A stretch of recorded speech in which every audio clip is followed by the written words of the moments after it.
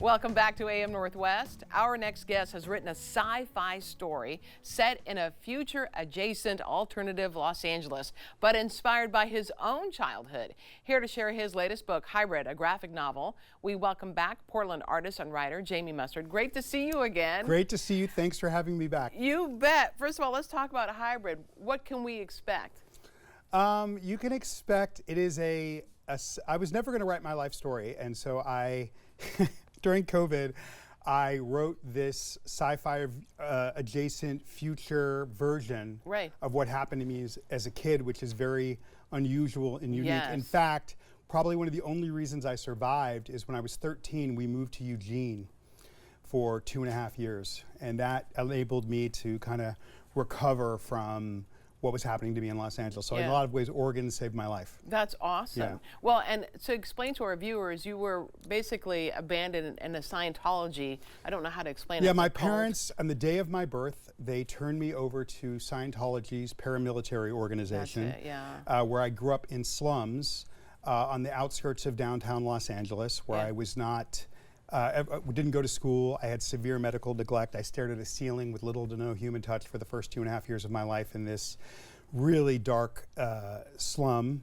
And I kind of used my life as art ended up being an escape for me. Right. And Hybrid is about, sometimes you can see reality better when you look at it from a distance. Oh, sure. So by creating it into science fiction, you're able to kind of stare at the story in a very vivid way. So it takes place in this place called Greater Angeles, Great Angels. Right. And instead of Hollywood, it's called Follyland.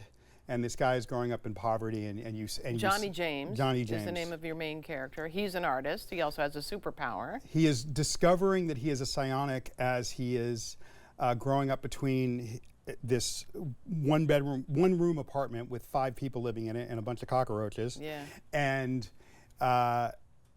different institutions where he has to survive. So it very much mirrors my childhood. I grew up in an institutional environment where I was animalized. Yeah. And but it's a beautiful story. I worked with a woman in Italy. Oh, her art images is really incredible. We're going to show. We've been showing some pictures for our viewers. Her art is amazing. It has a very unique style to it. I love it. There's a lot of play with the light.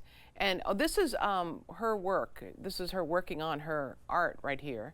You liked her ability to play with the light because you had a thing about light growing up. Yeah, I mean, I grew up in the droughts of Los Angeles in the 70s and 80s, and so the light was kind of always overwhelming. Right. And when I looked at Francesca's work, she kind of the way she created a glow, it reminded me of Caravaggio, it reminded me of the world's greatest living oil painter, Odd Nerdrum, the way that she used light. Right. And light, overwhelming light was such it was oppressive to you. It was oppressive to me, but in this way, with Francesca's work, she lives in a small town in southern Italy.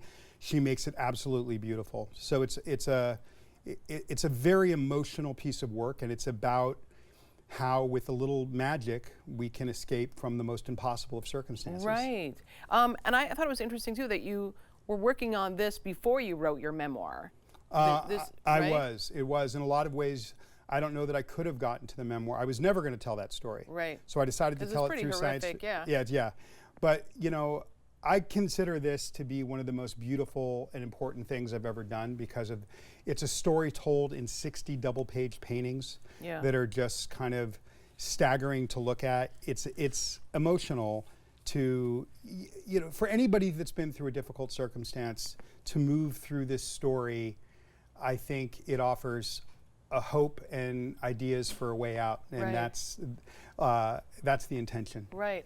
As I recall, your grandma helped you a bit, right? Is that right? Yes. My grandmother gave me an opportunity when I was illiterate and I couldn't write at 19 years old, that I could stay with her if I would go to school. And I went to school, and I started at community college. 5.5 years later, I have a crazy story because I didn't go to school growing up outside of a couple years in Eugene. And I ended up graduating from the London School of Economics. Incredible. Yeah. But the truth, the story of how I did that required a little bit of magic. Yeah. I don't necessarily believe in a meritocracy that everyone can escape. Sure. So in this book, you Hybrid, talk about that magic. He's got a magical power. Yeah. And that magic is actually a metaphor for curiosity. when I was a kid in this impossible circumstance where a lot of people didn't make it. I lost a lot of people to drug addiction, taking their own lives. I'm still losing people. But what this guy, me, my 9-year-old self, had a kind of powerful curiosity about everything. Right. And that curiosity can be magic. So the magic in the book is a metaphor for just insatiable, irresistible, indefatigable curiosity. Yeah, incredible. Yeah. And you have a book event. First of all, though, let me ask you, what is the takeaway? And this is for adults, right? This is a book for adults. It is, very much so. What is the takeaway you want? You mentioned that there is magic in everything. Curiosity is important. What is the takeaway you hope that readers have? Although everybody will have their own takeaway, too. Okay, listen, the main takeaway for me is probably that when I grew up in the worst kind of slum, poverty, immigrant neighborhoods you could imagine, less than developing country conditions. And when we think of communities like that, we often think about these kind of poor, pathetic people that we need to help. And it's a lot more complicated than that. Sure. One of the major messages of the book is that when you're in communities like that, there is genius everywhere. Genius is equally distributed throughout the world. Sure. So there's mathematicians, musicians, philosophers, there's every kind of academic and engineer. These people, no matter what class you are, there's genius in these communities. Yeah, and so I'm arguing that rather than framing these communities as these poor places that we need to almost shame or humiliate to help, that we frame them as untapped mines of genius that we should be harvesting in a way to improve the world. You have a book event, and it's Saturday at 5:30 at Cloud and Leaf Bookstore in Manzanita. We're going to put all that information for everyone on our website at k2.com. The book, again, is titled Hybrid. Jamie Mustard, thank you so much. Great to see you again. Thank you, and thank you to Street Noise Books and Cloud and Leaf Bookstore. Holly Lawrence and Cloud and Leaf Bookstore is my favorite bookstore in the entire state of Oregon. You should check it out. Please come and join us and hang out. Sounds good. We'll be right back with more AM Northwest. Don't go away. Jamie, thank you.